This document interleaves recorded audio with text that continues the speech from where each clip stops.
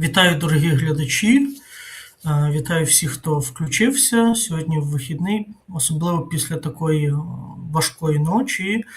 В першу чергу для киян, але й не тільки, для мешканців інших міст, особливо на сході, на півдні країни, де, на жаль, такі обстріли з боку Росії, вони, на жаль, регулярність і вже стали звичними. Ну а в Києві трошки за останній час з зими трохи відвикли від цього всього, і масштаб був дуже великий, і великі руйнування, і є дуже багато постраждавших, на жаль, загиблі. І ось як родилась ідея цього ефіру, вже декілька днів, довше навіть більше, можливо, більше тижня, я обмірковував те, як історик, я в першу чергу думав про те, як ми будуємо наративи навколо минулого, як це зв'язано з тим, як ми себе уявляємо в майбутньому. І от в цю безсонну ніч сприяло тому, щоб я викристалізував, скажімо так, деякі ідеї, і вирішили сьогодні зробити ефір.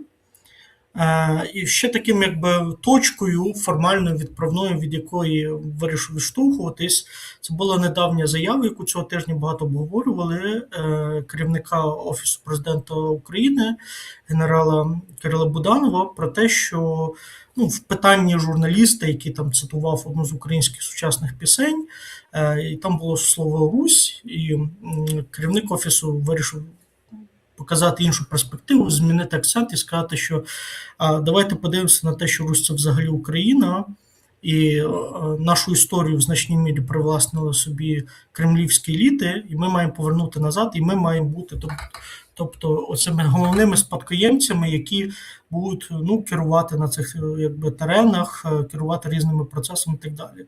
Багато хто віднісся до цього несерйозно, уважно дивився. Багато хто вважає, що це просто такий різновид тролінгу інформаційного чи кпину в бік росіян. Я ж вважаю, що це дуже серйозно, тобто це не тільки серйозно сказана річ, але й вперше за довгий час від українського державного чиновника, топ-чиновника, тобто який до вищого ешелону влади належить, ми побачили наративи в напрямку, який особисто я вважаю правильним. І я спробую зараз від себе свою позицію, яка, в принципі, з погляду на минуле, з весни 24-го року, коли я почав публічно на відео виступати, а так десь з 23-го року, коли я дописував там у Фейсбуці, в соцмережах, вона принципово не змінилася. Тобто, в чому полягає суть того, як я бачу, якою має бути українська політика щодо історії. Вона має полягати в тому, що все, що відбувалося на цих теренах, є частина нашої спадщини. І все, що пов'язане з цими теренами, є частина, в першу чергу, нашої спадщини.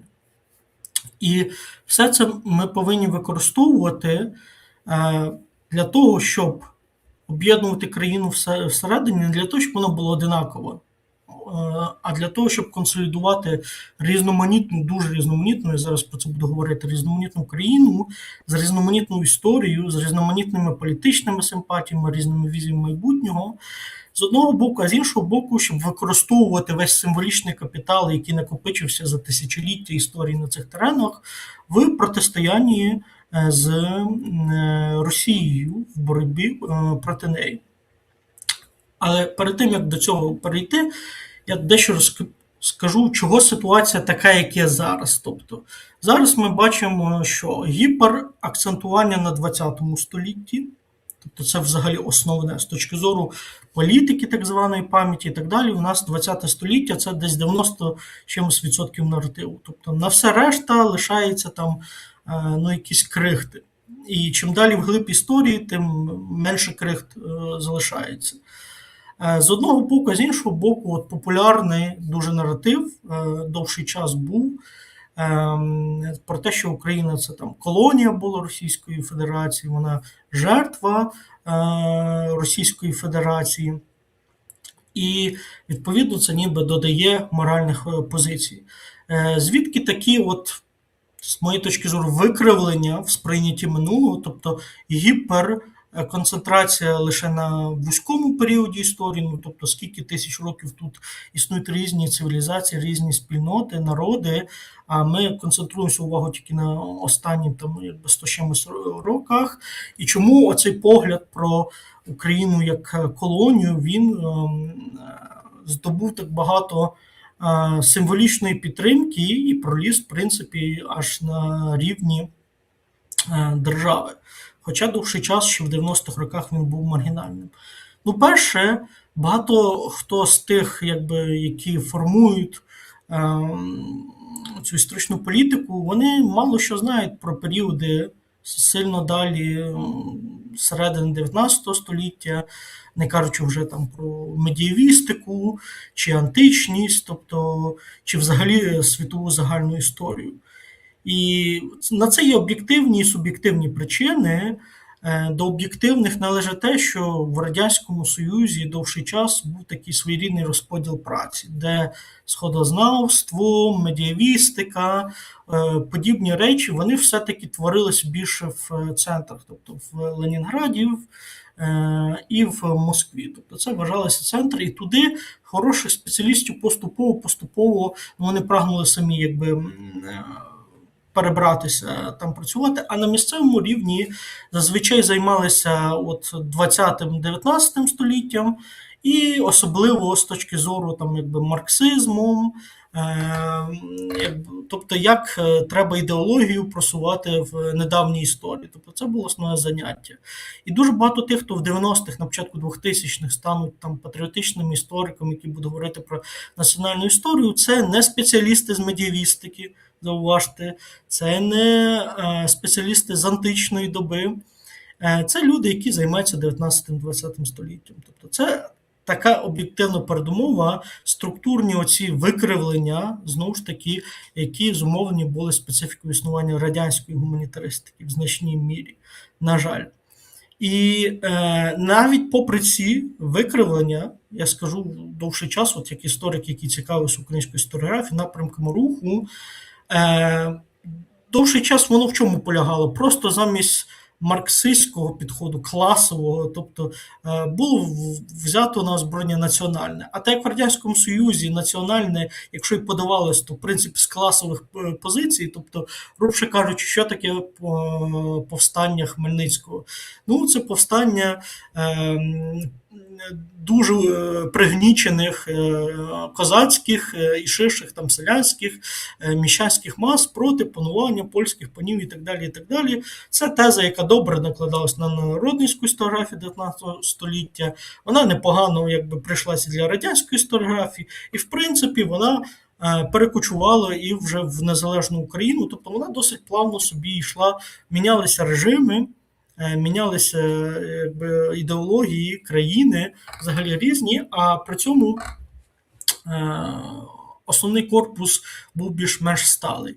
І довший час воно, в принципі, просто з класового на національне переключалось, і так історіографія, поступово розвиваючись, набираючись термінів, запозичень вже з західної історіографії, яка була в більшості випадків мало доступною, знову ж таки, особливо, коли це стосувалося там недавньої пори, там 19-20 століття, то дуже складно було в Радянському Союзі такі праці читати. А, наприклад, західну історіографію присвячують медієвістики, там, чи давній порі, з причин, які я говорив декілька хвилин раніше, вони не завжди доходили, скажімо так, до більшості істориків. І оці колоніальні студії, тобто позиція, що Україна, в чому суть їх полягає? Класична постколоніальні студії полягають в тому, що європейські країни, західні країни, вони мали колонії в різних частинах там, Африки, Південної Азії, Східної Азії, там, на Ближньому Сході. І вони здійснювали колоніальну експлуатацію, тобто акцентуватися саме на експлуатації і створенні орієнтальних уявлень, які працювали на цю експлуатацію місцевого туземного населення. В чому суть колоніальних студій по-східноєвропейськи, в даному випадку по-українськи? Що українці – це, в принципі, така ж саме якби корінне, автохтонне, або вже якщо йти якби по цій термінології, туземне населення. Тільки різниця в чому полягає, до якого прийшли не вищі розвинуті європейські якби, імперіалісти-експлуататорі, а нижчі на культурному рівні експлуататори, які з одного боку якимось магічним чином були на нижчому культурному організаційному рівні, але при цьому здобули, скажімо так, вплив над цими теренами. І отже, українці в цьому сенсі вони повторюють досвід цих поневолених колоніальних і постколоніальних народів, і звідси дуже зручно було пояснювати всі проблеми України. Тобто, ну це ж просто постколоніальний період. Тут бачите, в багатьох країнах Африки ще творилося після того, як вони здобували незалежність, що там в Латинській Америці довший час творилося. Тому і нема чого дивуватися про те, що відбувається в Україні в українському випадку. І це би, з моєї точки зору, воно би залишалося, скоріше за все, десь на маргінесі. Воно мало ще один момент, про який не спеціалісти не розуміють, чому воно стало популярне, особливо серед гуманітарій і в академії. Не тільки тому, що воно в Західній академії було популярне, але й тому, що протягом перших десятиліть, в принципі, практично по сьогоднішній момент, як українська держава, як загалом система, так українські еліти, ну, в першу чергу на них лежить відповідальність, як на ті, хто мають найбільше ресурсів, володіють найбільшим обсягом інформації, ну і, по ідеї, мали би нести найбільшу відповідальність за долю суспільства. І загалом, довший час навіть бізнес не сильно приділяли увагу, а що там відбувається в українській науці, в українській гуманітаристиці, що відбувається з інженерними школами. І це мало різні наслідки. З одного боку, те, наскільки потім важко от зараз на наших очах відбудовується і знову починає працювати ВПК, тобто, що буквально Україні пощастило, збіг дуже багатьох речей, припав так, щоб от практично одна людина єврейського походження російськомовна в якийсь момент вирішила, що вона пов'яже свою долю з Україною вже в зрілому, сформованому якби, віці, як сформована особистість, і запустить от Фаєрпонт, я маю на увазі Дениса Штілермана.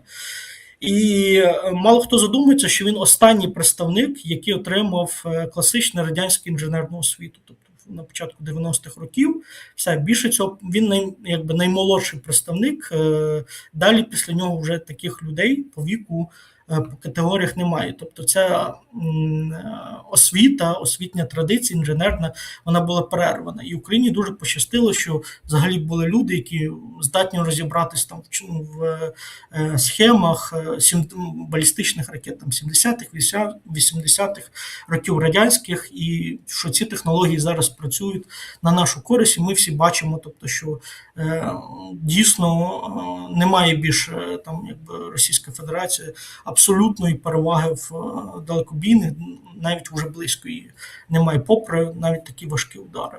Так ось до чого я веду. З одного боку, ось це відсутність уваги, вона била по тому, що зникла інженерна школа, а з іншого боку, вона била по тому, що гуманітарії українські були залишені самі якби, на себе. І виживайте всі, як хочете.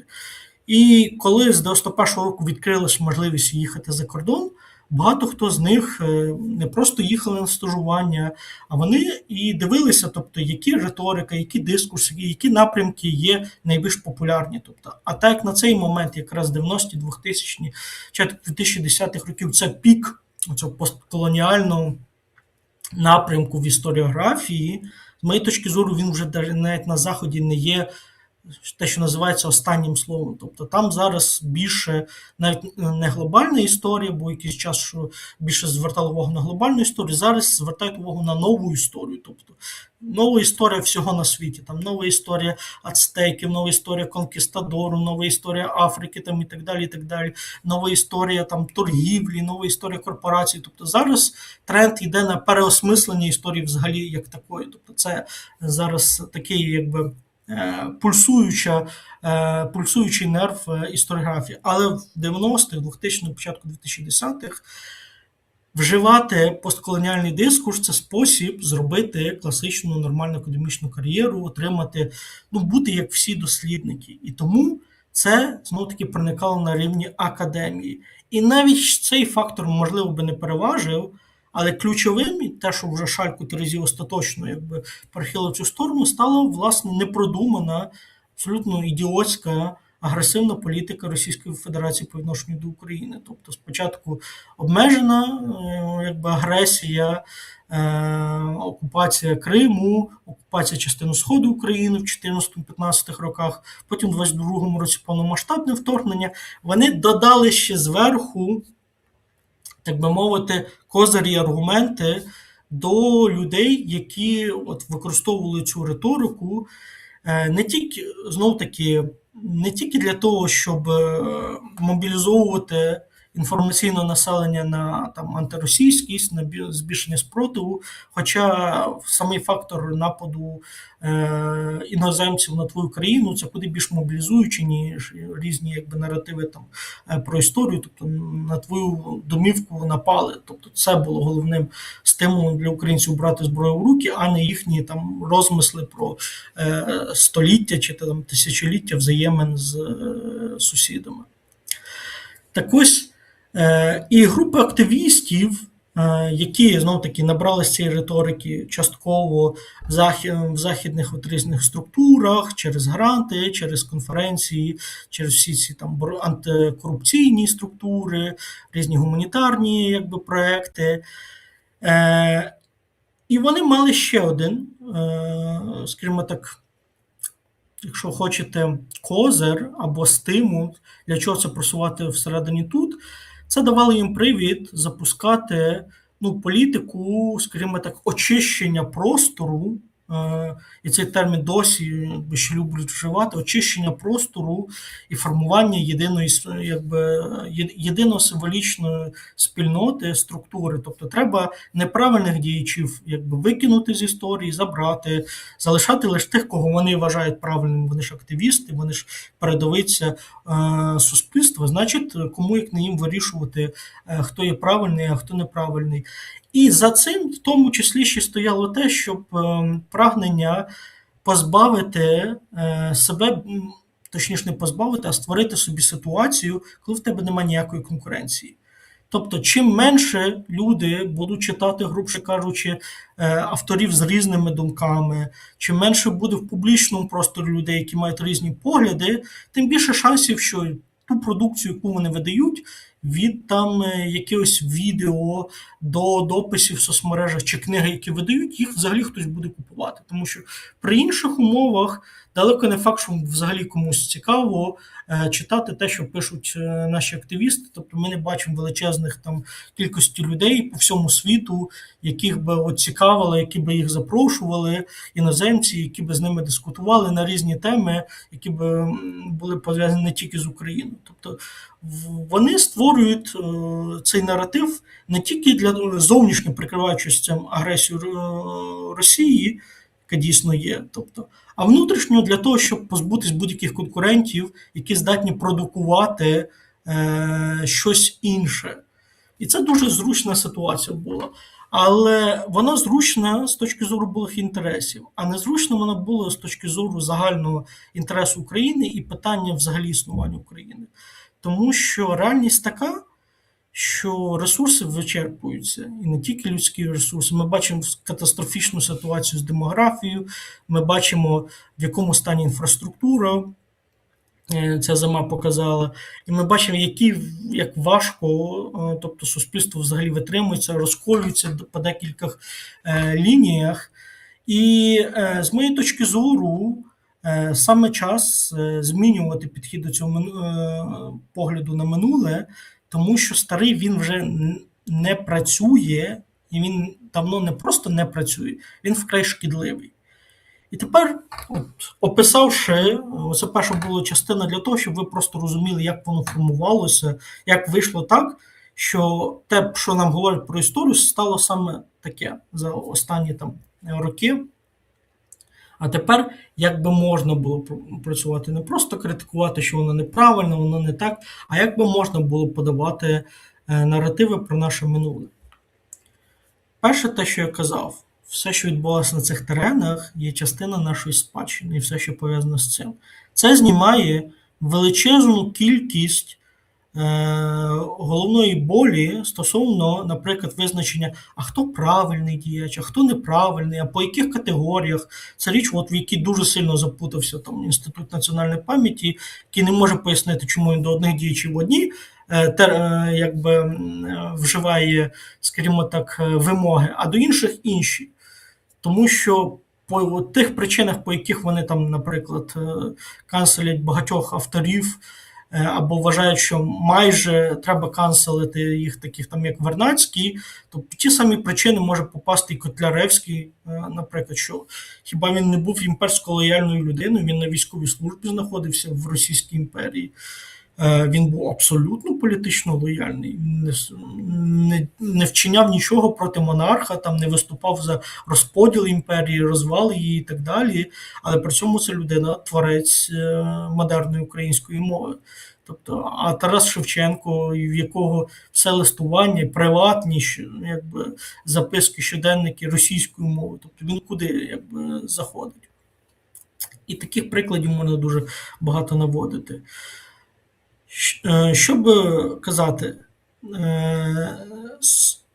замість цього поділу правильний, неправильний, коли все є частина нашої історії, це дозволяє проводити тяглість, не штучно притягнуту тяглість, яка десь, знаєте, як пульс час від часу блимає в якийсь період, там починається якась національна боротьба і так далі, а далі знову пульс, як в мерця, а потім знову починає підпригувати. Отак виглядає зараз наратив, де є окремі пульсації протягом останніх там, тисячі чимось років історії на цих теренах, для прикладу. Це насправді куди більше, ніж тисячі чимось років.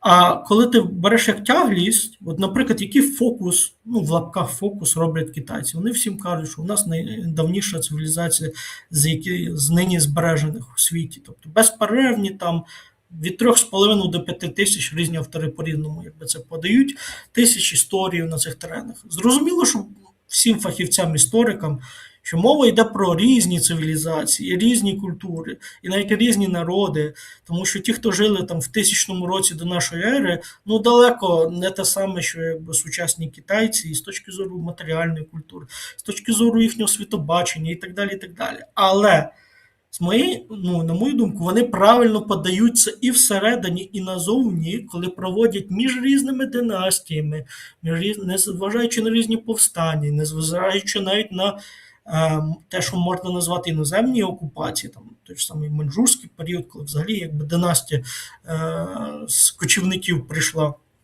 які були ворогами традиційних китайських систем, які існували давніх.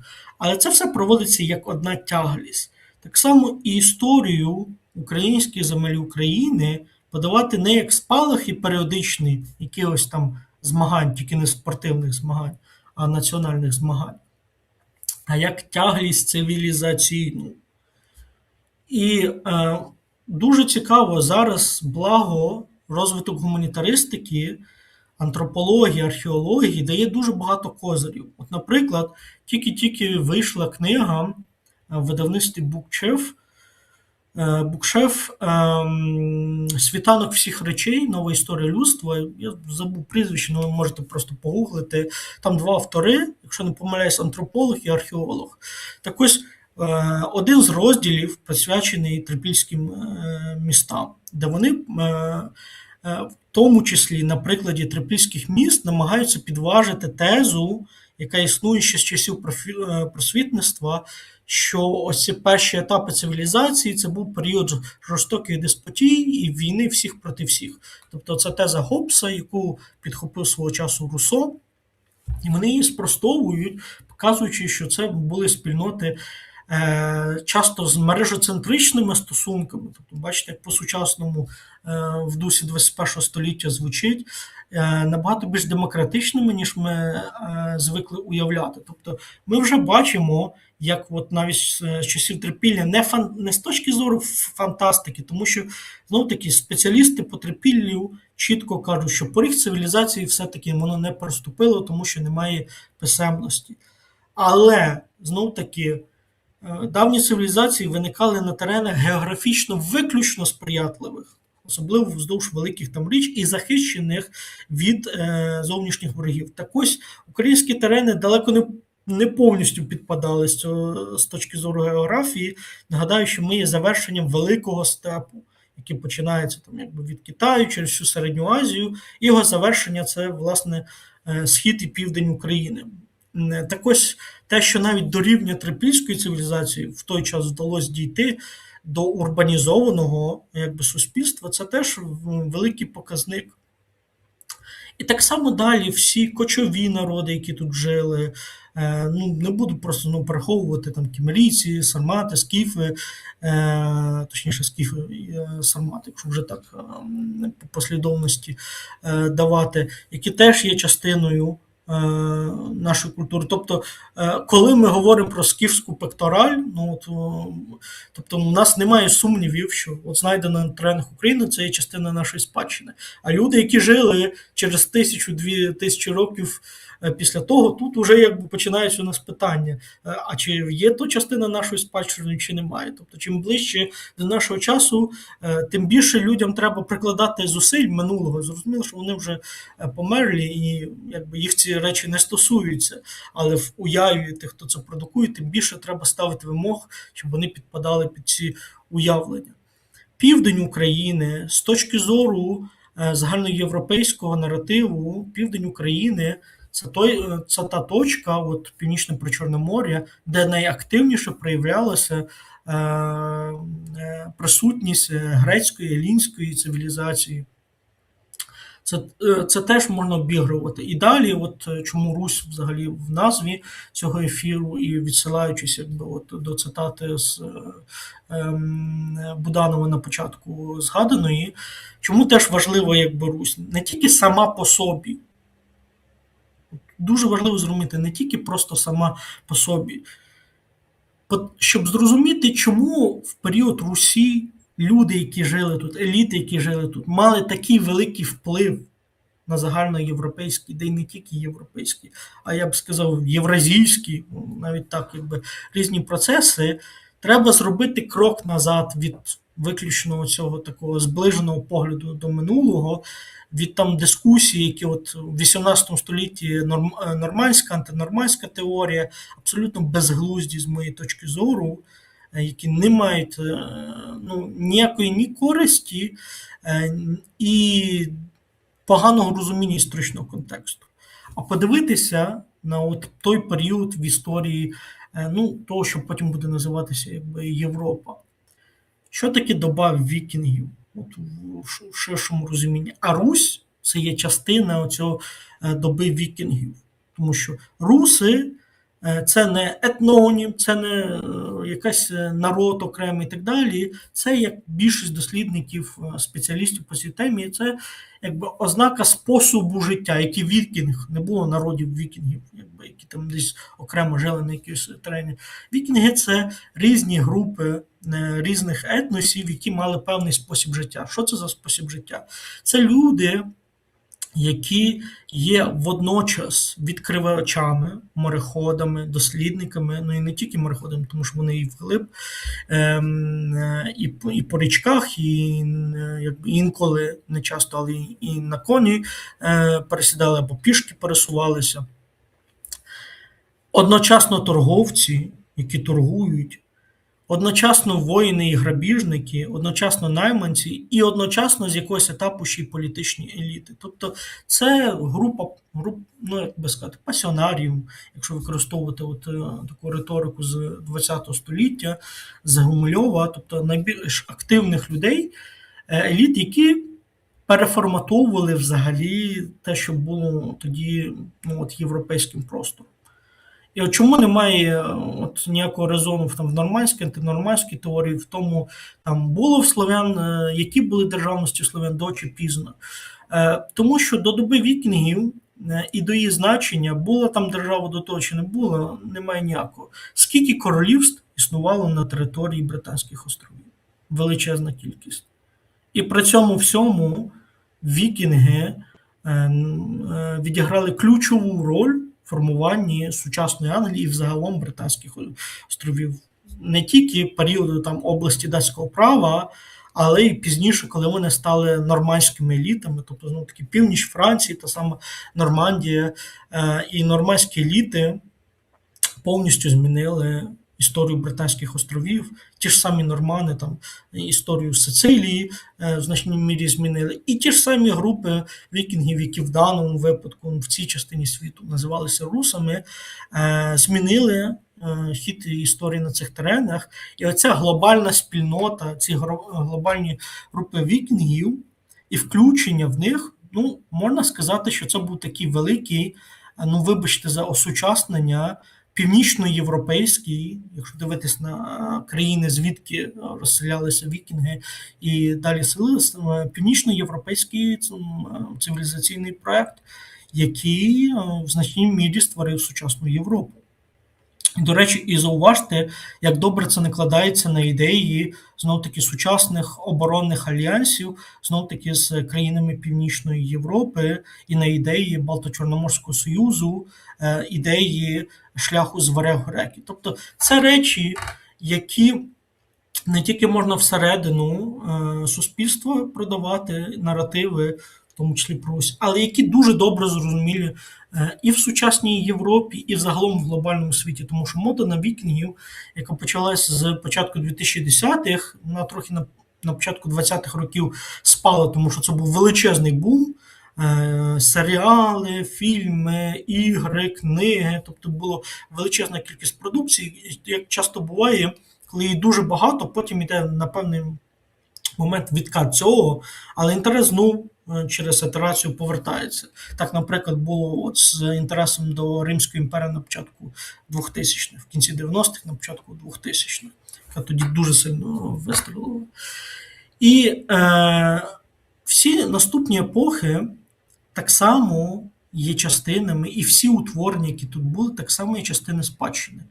Тому що це абсолютно безглуздя, коли ти починаєш по одних спеціальні придумувати категорії для одних утворень, інші викидати, і тоді незрозуміло, по якій причині, там, наприклад, ми зберігаємо Велике Князівство Литовське, Річ Посполиту, як частину спадщини наративу, а Кримське ханство, воно куди йде. Традиційно воно було ворогом цих утворень, і так ще народницька історіографія зображували, по інерції радянська історіографія. Ну, зараз, напевно, вже якось по-іншому треба дивитися на це. Так само різні кочівники, різні номади, які існували, різні етнічні групи. Коли от ми зараз ще поговоримо про демографію, як це розвертається в майбутнє. Тому що дуже багато тез, які от в ході цієї дискусії довкола емігрантів, вони теж з точки зору історії виглядають, ну, зрозуміло, але місцями дуже наївно. Так ось, наступні періоди, так само це має бути частина нашої спадщини. Зрозуміти, чому от важлива ця теза, яку сказав Буданов, тому що він це каже не просто от захотілося, я щось красне словця скажу, а в тому числі розуміючи, як треба працювати, як розвідник, розуміючи, як треба працювати в інформаційному протистоянні. Чому ідея, ми тут вичищимо простір всередині країни, от зробимо уніфікованим, а потім підемо в якусь там реконкісту, в наступ на росіян, чому вона, ну, парадоксальна і абсурдна? Тому що як тільки будь-яку частину символічного капіталу, постать, період, якесь матеріальне рештки, якийсь твір чи інший, як тільки ти їх викидаєш, ти їх віддаєш ворогу. І весь символічний капітал, який ти не присвоюєш собі і не використовуєш сам його проти ворога, він забере собі і використає його проти тебе. В інформаційному протистоянні неможливо грати від оборони. Тобто це парадоксальна річ, чому не піднімається, українські наративи не піднімаються і не впливають ефективно на росіян. Попри те, що з точки зору там технічної йдуть і враження і так далі, але з інформаційної точки зору, чому так тяжко і важко? Тому що оця внутрішня оборонна стратегія, ми будемо викидати якісь частини історії і так далі, вона не ув'язується з інформаційну і наступальну позицію назовні до ворога. Ти не можеш всередині оборонятись, а назовні наступати. Ти маєш бути або інклюзивний всередині, і цим самим створюючи собі можливість для наступу назовні, або ти закриваєшся, але ти тоді апріорі програєш інформаційну боротьбу. Це дуже проста дилема. І от дивіться, коли видаються наративи, от один приклад лише наведу, що сучасна Російська Федерація є спадкоємцем, от наступником проклятої Радянської імперії. Цей наратив, який ідеально пасує кремлівським, тому що вони ж його, власне, і започаткували, вони ж його і самі і позиціонують. А наші активісти радісно підіграють їм. Це ж абсолютно дурість, якщо от трошки відійти на крок і подивитись і з точки зору міжнародного права, і з точки зору того, що я казав про символічний капітал. Російська Федерація є прямою правонаступником тільки одного утворення – Російської Федеративної Соціалістичної Республіки в складі Радянського Союзу. Та як Радянський Союз це було не одне республіка, не одне утворення, а з точки зору того, як вони побудували цю систему, союз декількох республік, цілого ряду радянських республік, то в прямому сенсі правонаступниками Радянського Союзу є тільки сукупність всіх цих республік, які стали, кожна з яких стала незалежною країною, а не одна окрема. Як Україна є прямою правонаступницею РСР, подобається це чи ні, але наші державні кордони, всі наші підставові документи, які базуються, тобто декларація про державний суверенітет, проголошення незалежності України, голосування 1 грудня 1991 року і так далі, це все відбувалося в рамках структури УРСР, і наші державні кордони так само, які ми прагнемо відновити, це теж базується на тому, що ми є правонаступниками. Якби ми проводили, наприклад, тезу, що Російська Федерація не є правонаступницею Радянського Союзу, вона є правонаступницею тільки РФСР, наприклад, на рівні ООН це ідеальна можливість цей наратив розгорнути і поставити питання, а що робить взагалі в Радбезі ООН правонаступниця РФСР. Вона як там, РФСР, що є одним з співтворців ООН, по якому праву його правонаступниця знаходиться в Радбезі. І взагалі, а який статус РФ тоді в ООН? Тобто це питання, зараз ми всі чудово розуміємо, що ООН – це структура, яка відпала, але я просто навожу приклади, як можна працювати. Так само, дивіться, от парадокс прихильників от колоніального погляду, що Україна була колонією Росії, вони кажуть, це зручний наратив, щоб працювати з глобальним півднем.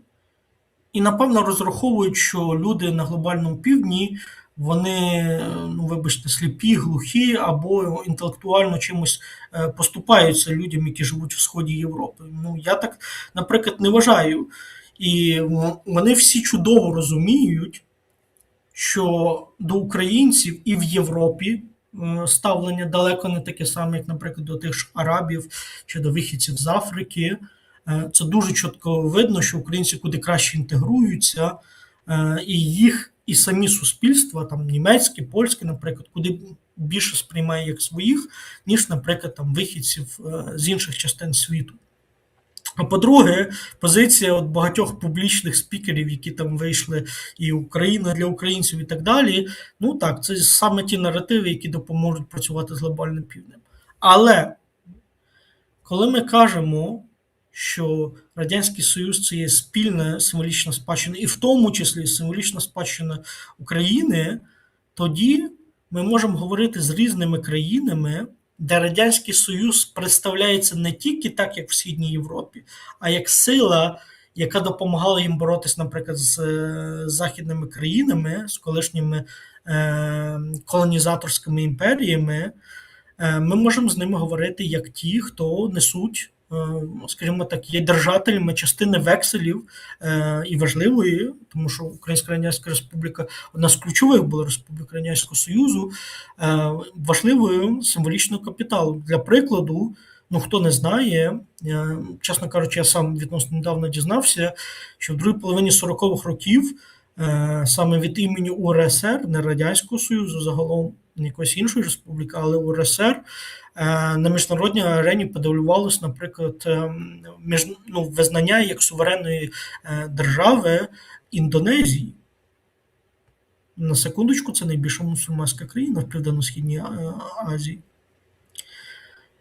І так само в багатьох африканських країнах позиціонування нас як тих, хто несу символічну, скажімо так, капітал людей, які приходили на допомогу, допомагали, те ж саме і в Латинській Америці і так далі. Це те, що куди більше спрацює разом з бізнес різними проектами, разом з співробітництвом спецслужб, ніж просто апелювання до того, що ми білі, якби туземці Східної Європи, і повірте, що ми такі самі, як ви, і в таких самих умовах були, як ви. Не були, по-перше, в таких самих умовах, а по-друге, всі розуміють, що і ставлення інше, і виглядають. Хочете то чи ні, але і виглядають люди по-іншому. І тепер останній блок, майбутнє, чому важливий цей об'єднуючий наратив і приклади, як зараз робиться, з моєї точки зору, невміло, а як трохи довернувши політику, можна би було зовсім по-іншому спрацювати. Одна з ключових проблем перед Україною, і глядачі цього каналу знають це демографічна проблема, про яку тут говорили, як мінімум з 22-го року, як супервиклик, мегавиклик, який стоїть перед Україною.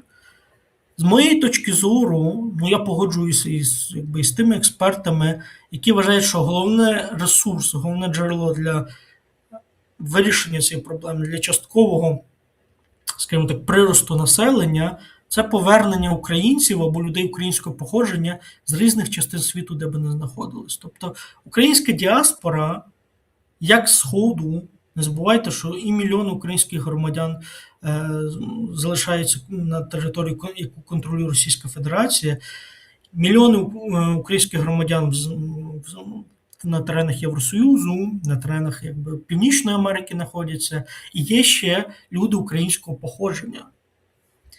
І це головний ресурс, скоріше за все, тому що, повірте, не така велика черга бажаючих по всьому світу їхати в воюючу країну, де безпекове питання, сьогоднішню ніч, просто про яку згадували на початку, безпекове питання, те, що називається complicated, не така велика черга бажаючих їхати з Африки. Можна подумати, що стрілянину, безлад і так далі вони в себе вдома не бачили, що для цього треба в Східну Європу їхати. Тому повернення українців і людей українського походження – це ключ до виживання України взагалі як держави і українців як народу. Це головний ресурс. Для того, щоб їх повернути, наше визначення українців і наш погляд на минуле має бути максимально об'єднуючий. І є чудовий термін, як не парадоксально, з історії українського модерного вже ХХ століття націоналізму, який ще в науці називається інтегральний націоналізм. Integrity. Тобто його можна так само сприймати, трактувати як об'єднуючий. Звідки концепт інтегрального націоналізму 30-х років, чому керівник ОУН на той момент, до 38-го року, до своєї загибелі, не був Євген Коливалець. Я вважаю, що це ключова фігура для осмислення ХХ століття. Це та точка, з якої би треба було збирати, і зауважте, до якої найменше уваги приділяється. Я ще зараз поговорю про цю всю історію з перепохованнями і так далі.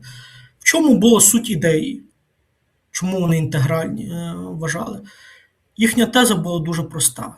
Незалежності від політичних, ідеологічних вподобань, соціальної страти, якою мовою ти говориш, в якому історичному регіоні ти живеш і так далі, всі ті, хто почувають себе українцями, мають об'єднатися разом для того, щоб здобути українську державу. Тобто отримати свою українську державу, вибороти її і, власне, жити в ній. Тобто це понад ідеологічний, навіть понад до певної міри. Тут було питання, які етноси мали належати, не мали, але понадрегіональний, понадмовний, понадрелігійний, тому що не було ідеї, що має бути от тільки така церква і все, і більше одна єдина і більше ніякої іншої не має бути. Проект, якому ширшого залучення різних груп. І Коновалець як постать, чому він важливий і цікавий? І чому, з моєї точки зору, УНП дав штангу, коли вирішив інформаційно обіграти перепоховання саме Андрія Мельника, який був його замом.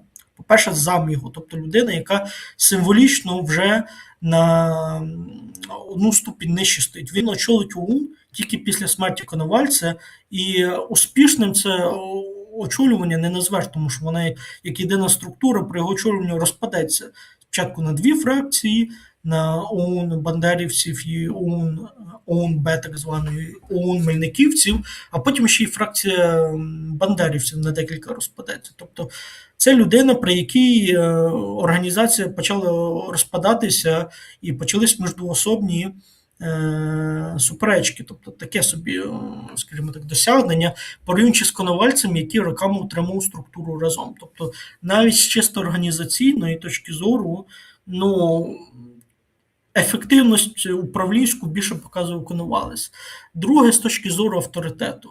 Коновалець – це фігура, яка об'єднує період революції 17-23 років і міжвоєнний період уже інтегрального модерного націоналізму. Тому що він, як командир корпусу січових стрільців, одне з найбільш боєздатних формувань УНР, він зв'язкова, скажімо так, сполучна ланка між цими двома. І є ще одна річ, яку, вибачте за слово, провтикали, якби ті, хто нібито мали займатися цим всім з точки зору наративів, те, що Євген Коновалець є єдиним очільником інтегральних українських націоналістів або модерних українських націоналістів, грубше кажучи, 20-х, 30-х, 40-х років, за яким немає шлейфу антиєврейського насилля. Це дуже важливий момент, який знову-таки. Тому що Коновалець, і про це зауважте, навіть в книзі Джона Пола Хемкі, який далеко не компліментарний до українських націоналістів, хто читав, той знає, він показує, що Коновалець і січові стрільці під його управлінням, і той самий Мельник, який виконував його накази, під його управлінням, були єдина структура, яка намагалась покарати тих, хто брав участь в антиєврейських погромах. І ми маємо цілий ряд свідчень, в тому числі вже початку 20-х років, людей, які спілкувалися з Коновальцем, яким він казав, що це була величезна помилка з нашої сторони, тобто з сторони українського керівництва, доби директорії, що ми не карали, як треба було, за антиєврейські погроми, за антиєврейське насилля. Знов-таки, Симон Петлюра не був, для прикладу, антисемітом. Взагалі, він по своєму світогляду був прогресивним лівим націоналістом, який дуже солідарно ставився до тих самих євреїв. Але як керівник держави і силового блоку, скажу речі своїми словами, він буквально, на початку, задумайтесь, коли кажуть, що він ж видавав прокламації проти боротьби з антисемітизмом, більшість цих документів прокламацій, вони припадають на кінець весни і на літо 19-го року, не на початок 19-го року. Тому що на початку 19-го року, скажу прямо, він засав щось казати своїм польовим цим батькам-командирам, щоб вони не вчинювали антиєврейських погромів, боючись, що якщо їм заборонити ще й євреїв грабувати, вони перейдуть до більшовиків. Штука в тому, що вони і так переходили до більшовиків, незалежно від того, чи дозволяв він, чи не дозволяв їм грабувати. Тобто штука не в тому, що він давав якісь накази, він взагалі не хотів ніяких погромів і так далі. Штука в тому, що він не карав тих, хто це зробили. А він себе позиціонував як представника верховної влади на цих теренах. Тобто, якщо ти еліта, позиціонуєш себе еліта, то безпека на цій території, на якій ти оголошуєш свій суверенітет, це твоя пряма відповідальність. А якщо ти не виконуєш свої зобов'язання в цьому сенсі, то ти, можливо, і не антисеміт, і не бажаєш зла навіть євреям, Але по факту на теренах, які ти декларуєш як свої, буде здійснюватися антиєврейське насилля. Так ось Євген Коновалець був один з небагатьох, який розумів це і намагався цьому протидіяти на своєму рівні, так як він це міг. І це великий козир з точки зору символічного, як його подавати. І в нього є другий великий козир.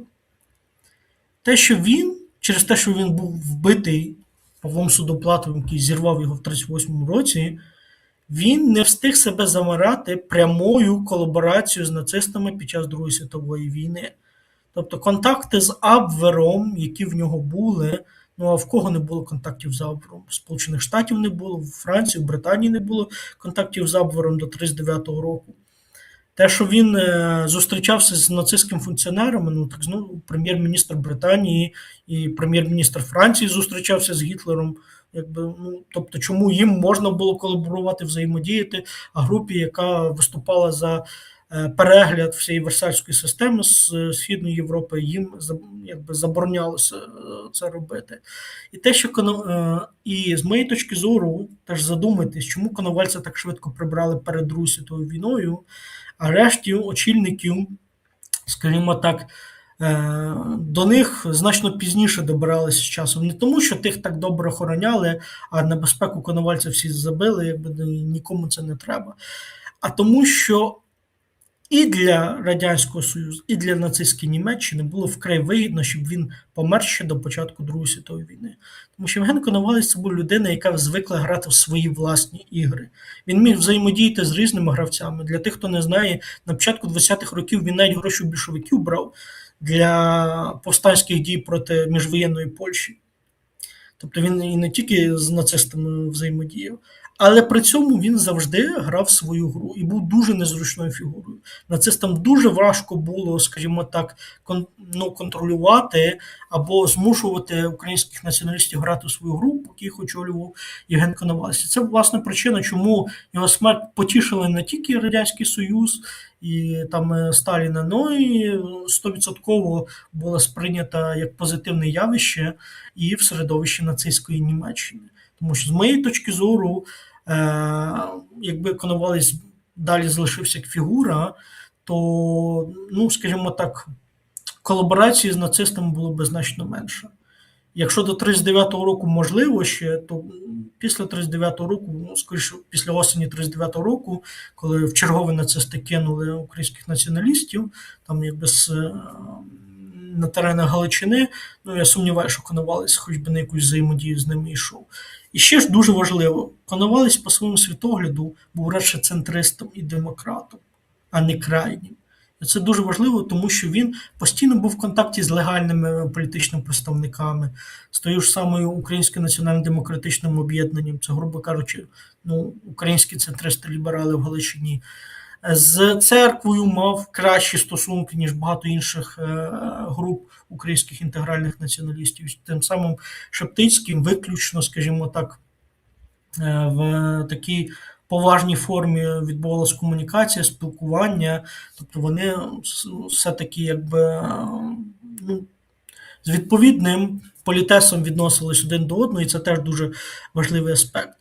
І було би бажання, оце ідея інтегральності, як об'єднання, як того, що все, що минуле, є частина нашої спадщини, і всі, хто вважає себе українцями, вони є українці, це дуже легко зв'язати і з періодом національно-визвольної боротьби, і навіть з окремими ідеологами. Тобто беремо того самого, для прикладу,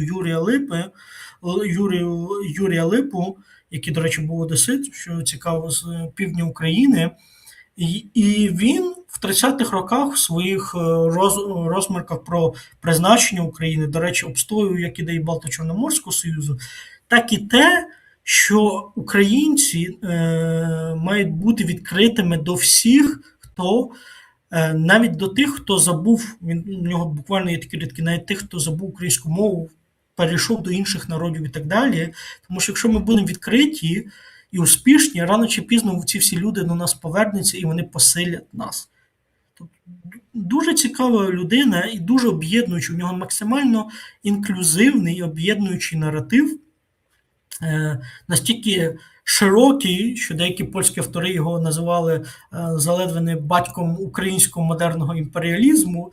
Ну, можливо, до певної міри вони по-своєму праві в цьому. Але я просто навожу приклади, як можна навіть через українських націоналістів вибудувати абсолютно інший наратив, і в який би зшивав різні групи, тобто людей, для яких важливо дійсно оцей період пов'язаний з різними повстанськими рухами, підпільними рухами, рухами українських націоналістів, і людей, які по-ширшому сприймають. Тобто це можна, було би бажання шивати разом. А тепер стосовно поховань. Тепер ви розумієте, наскільки невдало вийшло, коли на першу інформаційно висунули перепоховання решток Андрія Мельника, і в тіні потім десь згадали Коновальця.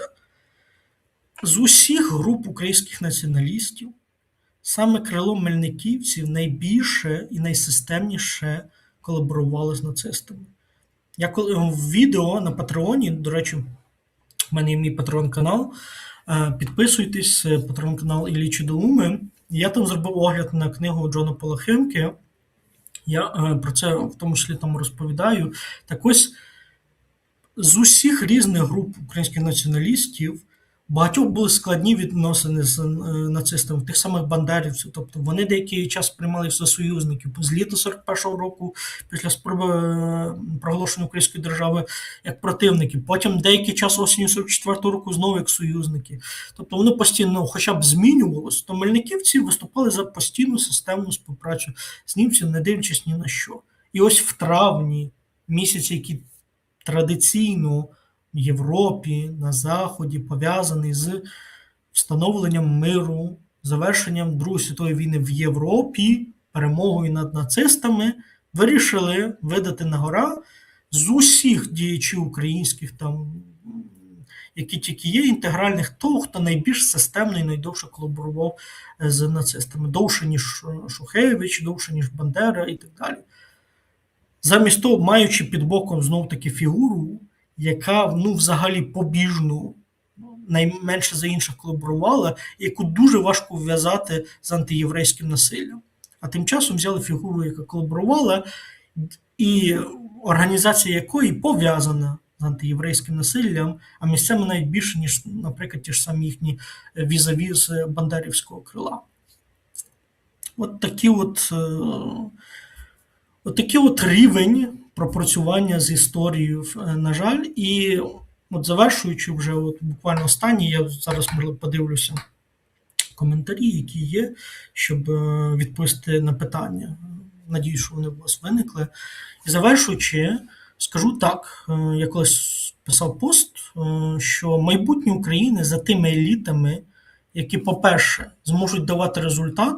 От ми бачимо на прикладі нанесення далекобійних ударів дронами, і далі, я думаю, балістикою, куди більш масштабніше і так далі українською, тобто які можуть давати матеріальний результат, тому що суспільний договір часів 2010-х, початку 20-х, що так званої патріотичної корупції, в чому вона полягає. Ми говоримо правильні речі про антиросійськість, про українську мову, про вишиванку, про те, що буде усолоджувати слух українців, і при цьому нічого толком робити не будемо, просто будемо ділити потоки. Це вже не працює. Кількість ресурсу настільки зменшилась, що ця модель вже не може функціонувати. Її функціонування – це просто смерть України. На її місце має прийти модель, те, що я називаю патріотичної ефективності, коли еліти доведеться, крім своїх ділішок, які ми всі чудово розуміємо, що в корумпованому суспільстві некорумпованих еліт просто неможливо, як вони технічно мають взагалі з'явитись з кого. Але це мають бути еліти, які дають ефективність, які дають результат. Результат з'являється там, де є конкуренція, де треба показувати інновативні підходи, де треба показувати ширше розуміння ситуації. І за такими елітами, які зможуть не тільки давати конкретні матеріальні результати, але які можуть давати оцей інтегральний наратив об'єднуючий, який не робить однорідно об'єднуючий, а робить солідарно об'єднуючий. коли можна різні групи. Я от один приклад просто навів, як через декілька фігур можна зшивати разом значну частину там ХХ століття і антагоністичних різних пам'ятей ХХ століття. І оті еліти, які зможуть це забезпечити, практичні ефективні результати, об'єднуючи наратив, вони одночасно зможуть і закрити питання демографії, тому що такий об'єднуючий наратив більше сприяє, ніж ексклюзивний, розділяючи тому, щоб люди сюди поверталися. І останнє питання, перед тим, як я буду дивитися ваші коментарі, це те, що саме такий підхід і такі еліти єдино дозволять вирішити питання існування Російської імперії. Тобто, от ті, хто зараз верховодять, скажімо так, політики пам'яті і так далі, вони викладають наратив, що треба розвалити цю останню імперію, ніби вік імперії закінчився. Ну, звісно. І от визволені народи, вони там якби заживуть на цьому постімперському просторі, і вся ситуація буде закрита. Але історія річ вперта і в красиві рамки не впадає. Оця антиколонізаційна, деколонізаційна риторика, вона, можливо, ще мала якесь виправдання в глобальному світі, де був гравець, який визначав правила, і який сам свого часу довго використовував антиколоніальну риторику. Це Сполучені Штати Америки. А в час Холодної війни і Радянський Союз, і Сполучені Штати Америки обоє використовували риторику, що імперії розпадаються, народи в колоніальній боротьбі отримують незалежність. Бо це і тим було вигідно, щоб посунути європейські еліти з країн так званого третього світу.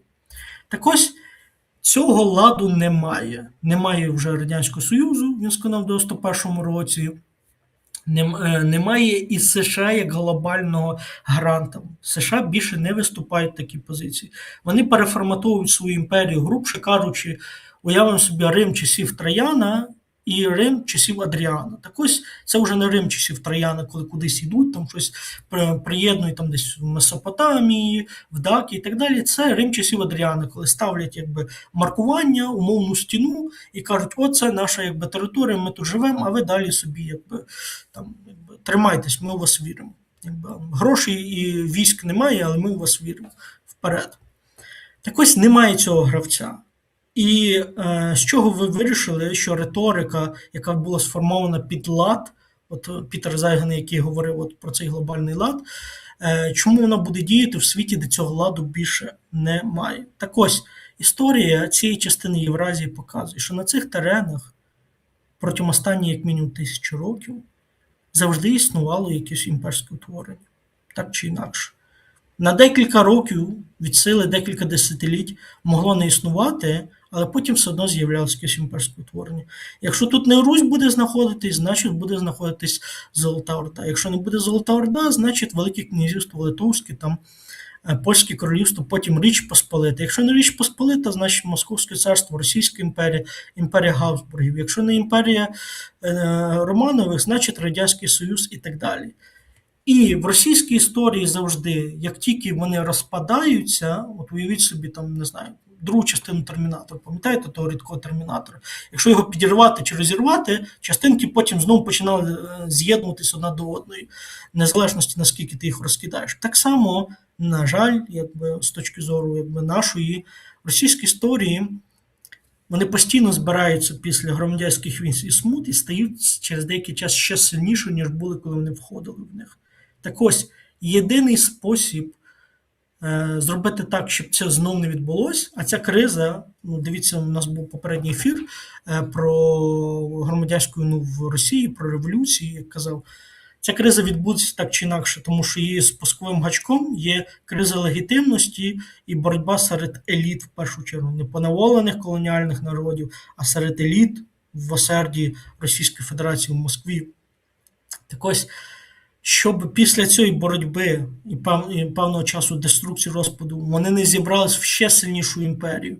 Уявляєте собі, у нас буде демографія падати, через 15 років чи через 20 років зіштовхнуться наступне покоління ще сильнішою декілька разів структурою, а людей тут буде наполовину менше. Ну от які шанси? Так ось, щоб цього не відбулося, такою структурою і спільнотою на цьому просторі має стати Україна.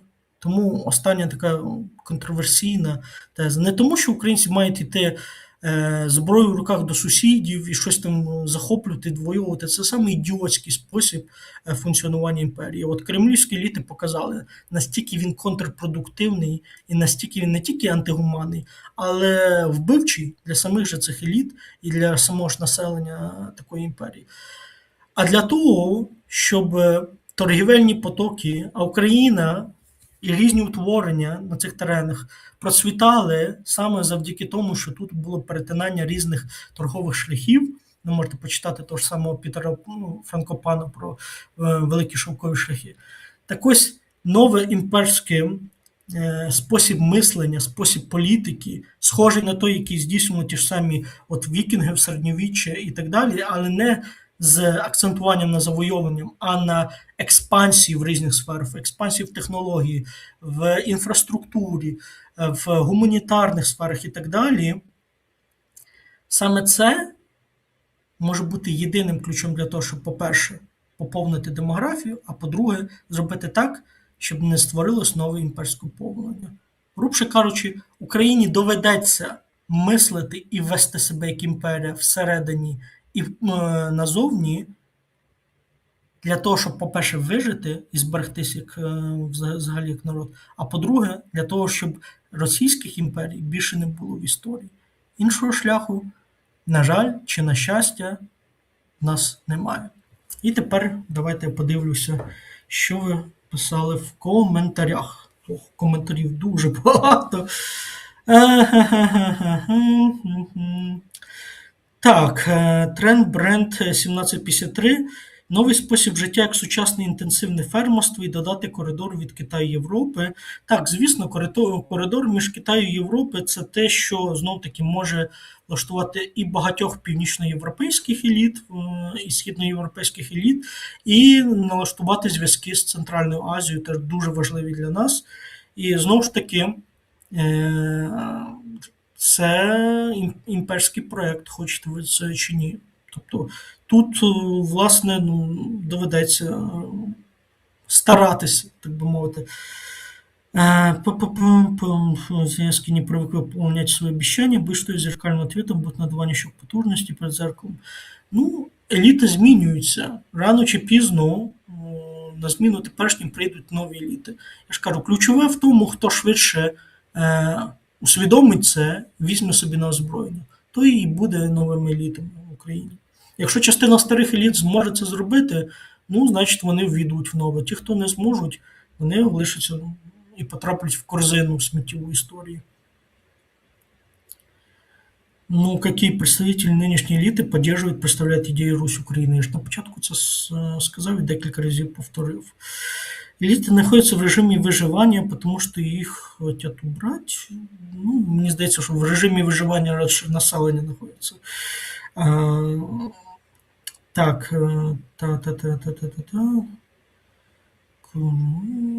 так, зараз. Так, смішно, так.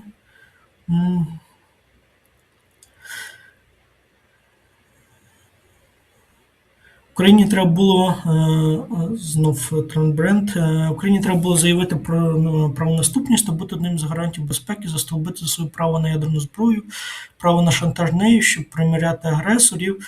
Ну, знову ж таки, що треба би було зробити, на жаль, в 90-х роках це вже упущено, тому треба зараз думати, що робити в майбутньому. Так, зараз дивлюсь. Так.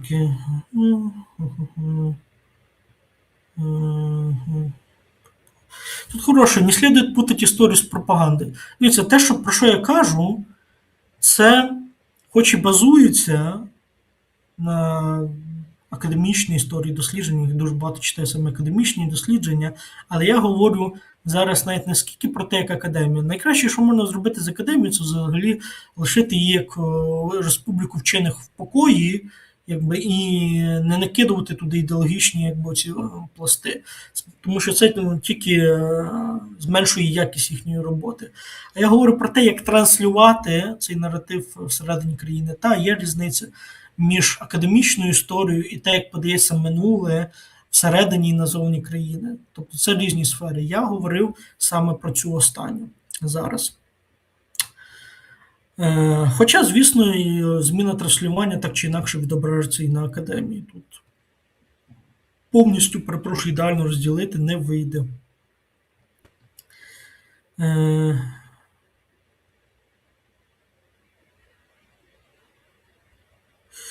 Та тут такий хороший коментар.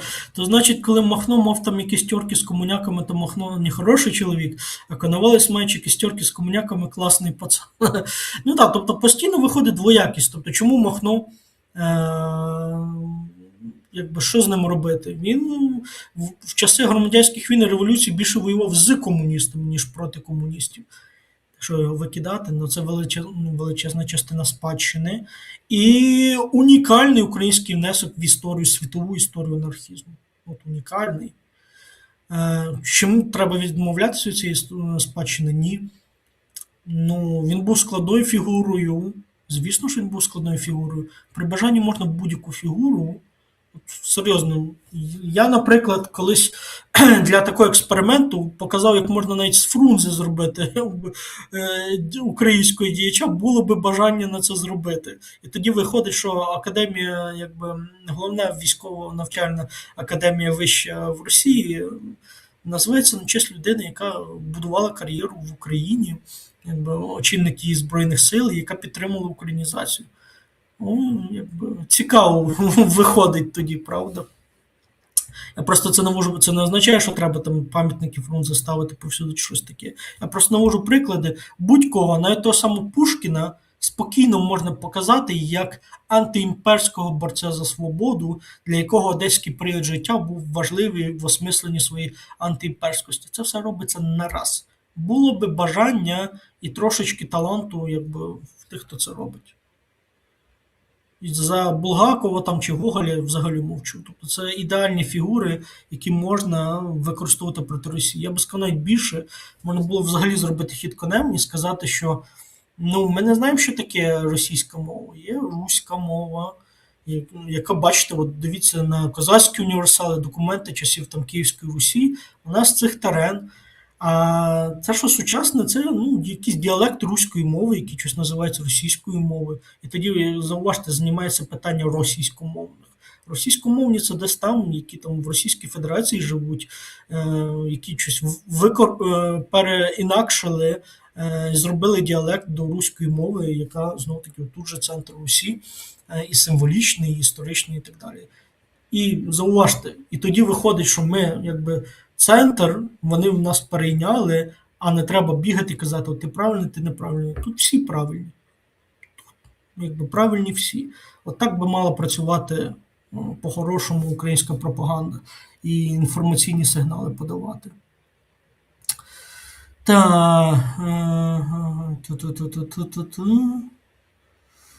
Так, дивлюсь зараз ще.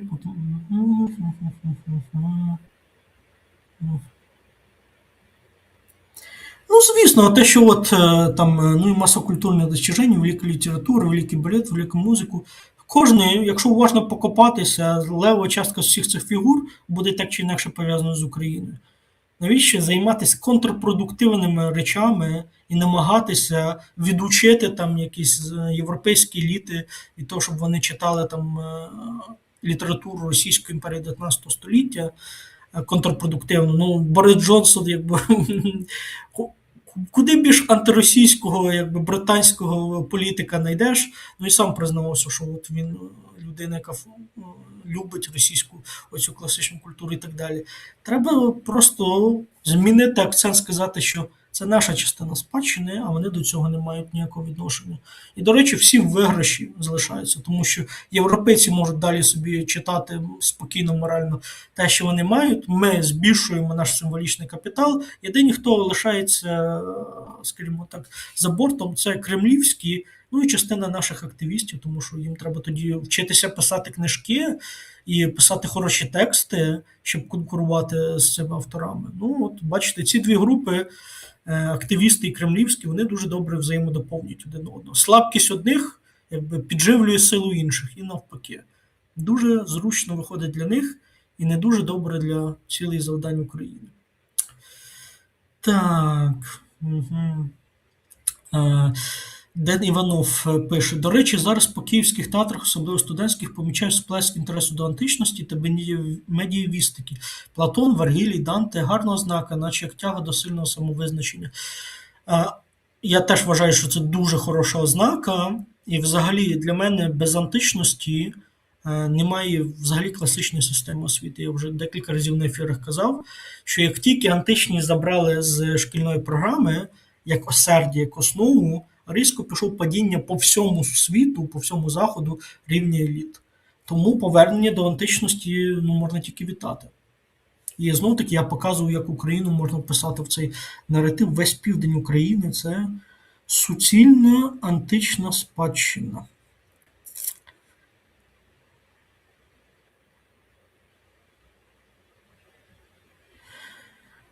Назар Горбач 49-41 пише: чому не стати новою імперською федерацією, не інтегрувати в себе частину розпаду Югоросії, відрізати доступ Пражки до Каспію та Чорного моря? Тільки з такими наративами це й можна робити, і з таким підходом. По-іншому, вибачте, не вийде, ділячи на різні групи, забороняючи, викидаючи з історії і працюючи не на результат і не на об'єднання, звідки знайдуться ресурси, наративи і організація, щоб виконувати такі завдання.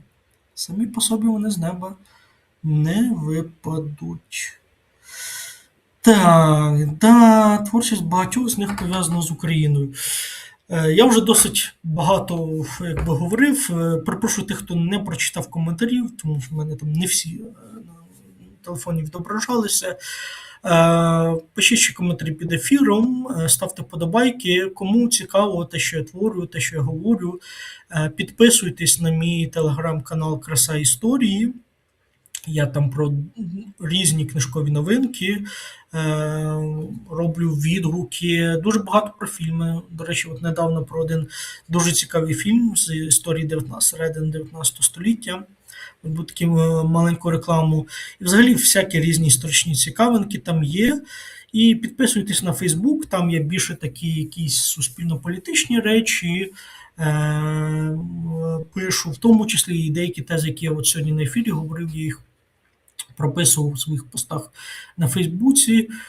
Підписуйтесь, ставте подобайки, підписуйтесь на Patreon, там знов-таки час від часу я тішу своїх підписників, своїх патронів ексклюзивним матеріалом, наприклад, оглядами або відео на теми, які я не закидую більше нікуди в соцмережах. Ставте вподобайки і поширюйте, і бережіть себе. Дякую вам всім за увагу. Щасливо!